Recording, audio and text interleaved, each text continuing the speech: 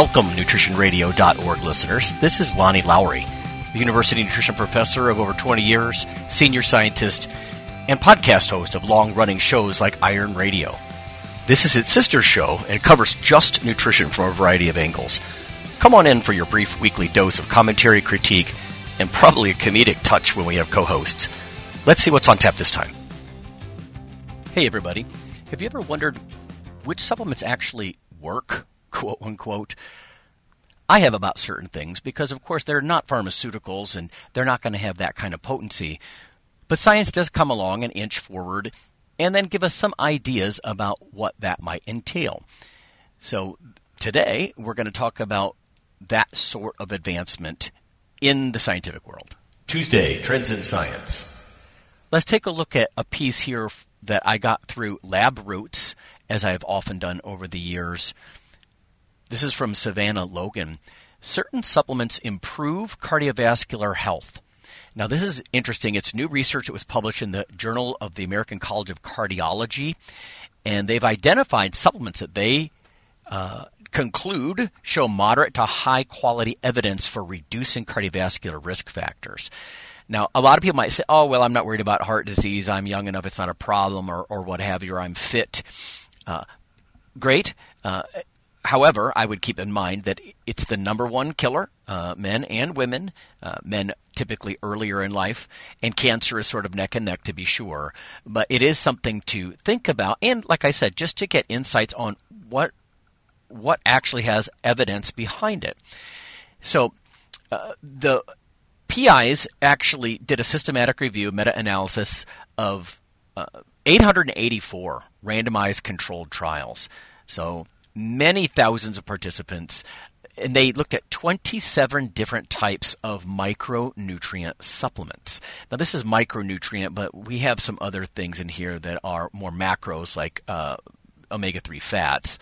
But they did identify nutrients that actually improved cardiovascular risk factors, and that's what I thought was interesting and I thought we could share. First out of the gate, and this is not a surprise to a lot of people, my hard drive is full of this kind of evidence. Omega-3 fats showed significant benefits, reducing mortality due to cardiovascular disease, reduced heart attack risk, and reduced coronary heart disease events. I don't know how you feel, but I can honestly say that omega-3 fatty acids, and I tend to take 3 triple strength per day. That's a lot for a lot of people, but I think when you look at the totality of the literature, you're going to see that there's a dose-response curve up to a point. I mean, we need to be realistic both financially and biologically. But yes, that's something that's been in my supplement cabinet for a long time, and this is sort of validating in that way. At the same time, science doesn't care what we want, so if it didn't show any effect, I would take that seriously as well. Well, what else? Well, interestingly, on their list is coenzyme Q10. Ubiquinone or ubiquinol. This is interesting to me of late just because I was coming to the conclusion that apparently these researchers did that this is not going away, that there's enough research here that when you take significant amounts, I personally choose about 200 milligrams per day of ubiquinol, that it actually may help with heart health or overall, energetics, mitochondrial function, and that sort of thing. So, indeed, they said coenzyme Q10 supplementation decreased all-cause mortality. So that was pretty interesting as well. Like I said, something that's just been on my radar a little bit more lately. But what else do they have here as far as having moderate to high quality of evidence? Again, specific to cardiovascular risk here. They have to have some type of outcome to compare it to. On this list, curiously, they say omega-6 fatty acids. Omega-6 fats are something that I think people grossly overconsume in the form of sort of common, what I would call junk oils, a lot of vegetable oils, corn oil, cottonseed oil, that sort of thing. But it's really interesting trying to tease apart some of that omega-6 fatty acid literature. But these are people supplementing it specifically, presumably in, gel caps or whatnot. L-arginine is on this list. Many people realize has vasodilatory type effects and other effects. L-citrulline is on here. Vitamin D, probably not surprisingly, there's a ton of research that's been coming out on vitamin D in the last 15 years at least. People underconsume it.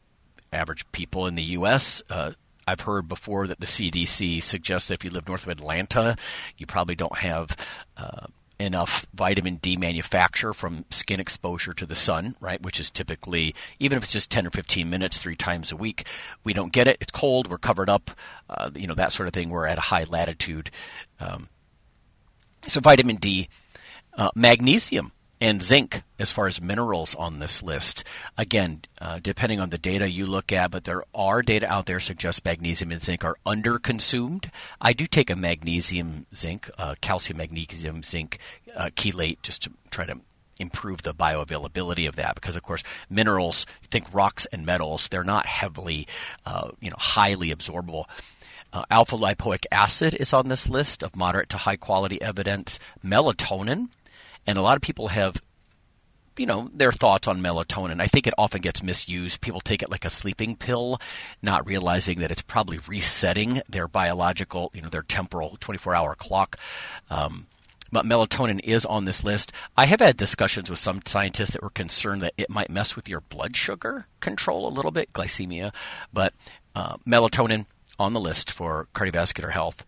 Catechins, curcumin, flavanol. So think about, these phytochemicals that are rich in things like tea and obviously curry powder and coffee and that sort of thing.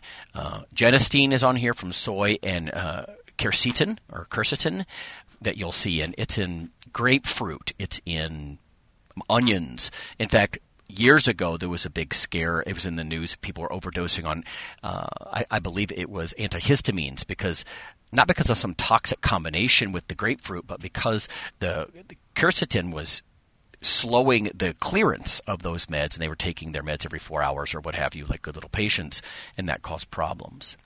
And this paper goes on just to say that there was no effect when it comes to cardiovascular disease or type 2 diabetes for vitamin C, vitamin E, and selenium.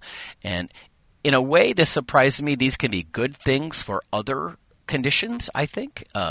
It's not like you wouldn't want to consume these things, but antioxidants, all 3 of these are antioxidants, they can backfire in many ways. You take too much vitamin C, for example, and it has pro-oxidant effects, or the antioxidants consumed in excess may actually blunt some of the muscular adaptations to exercise, some of the gains, if you will.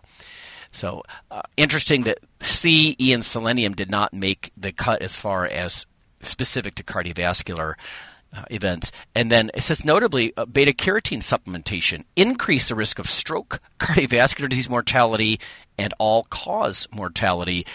Again, antioxidants, beta-carotene being one of them, in this case a unique example of one that's quite harmful. Many of you may be aware of a study years ago where they actually stopped a trial where they were giving beta-carotene to, I believe it was to smokers, and it was worsening the lung cancer.